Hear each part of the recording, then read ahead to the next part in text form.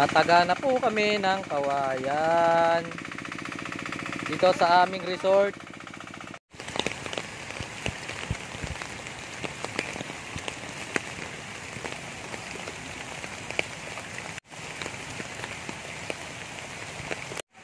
Noong nakaraang araw dito kami tumataga ng pamoste ng court ring.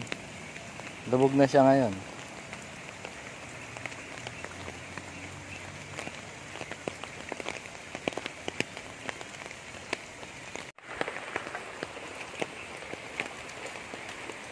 Sa likod bahay na namin yung tubig.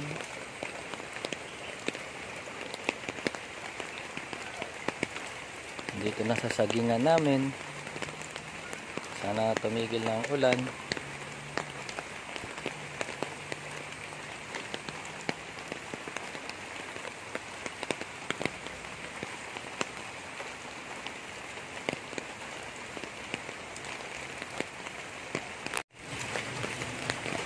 Pati ang mga tubig sa bukid apaw na rin,